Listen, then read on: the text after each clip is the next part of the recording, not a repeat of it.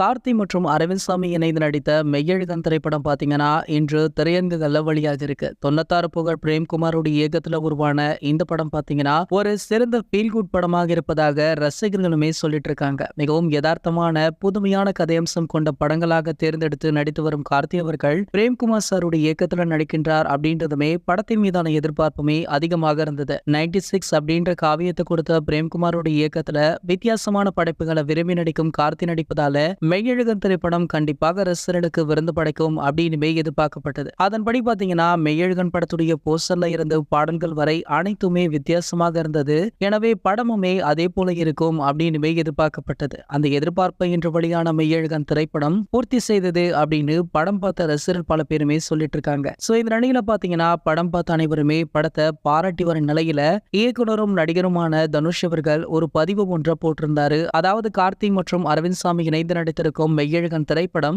மிகப்பெரிய வெற்றி பெற வாழ்த்துக்கள் அப்படின்னு தனுஷ் அவர்கள் அவருடைய ட்விட்டர் பக்கத்துல விஷ் பண்ணியிருந்தாரு. சோ இதனடுத்து பாத்தீங்கன்னா தனுஷ் அவர்கள் இந்த படத்துடைய FDFS காட்சியை பார்க்க பிரபல வெற்றி திரையரங்கிற்கு விசிட் அடிச்சிருக்காராம். அப்போது எடுக்கப்பட்ட புகைப்படங்கள் வீடியோக்கள் தற்போது சோஷியல் மீடியாக்கள்ல வைரலாகி இருக்கு. சோ இதுல வேடிக்கையான விஷயம் என்ன அப்படின்னு பாத்தீங்கன்னா அதே திரையரங்கிற்கு தான் இவருடைய முன்னாள் மனைவியான ஐஸ்வர்யா அவர்களுமே இந்த படத்தை பார்க்க விசிட் அடிச்சிருக்காங்களாம். சோ அவங்க வரும்போதும் எடுக்கப்பட்ட புகைப்படங்கள் வீடியோக்களுமே தற்போது சோஷியல் மீடியாக்கள்ல வைரலுமே ஆகிட்டு இருக்கு. இது போன்ற சினிமா செய்திகளை பத்தி நீங்க உடனே தெரிஞ்சுக்க நம்மளுடைய செய்தி துளிகள் அப்படின்ற நம்ம சேனலை சப்ஸ்கிரைப் பண்ணிக்கோங்க. அப்படியே பக்கத்துல உள்ள பெல் ஐகானை மறக்காம கிளிக் பண்ணுங்க.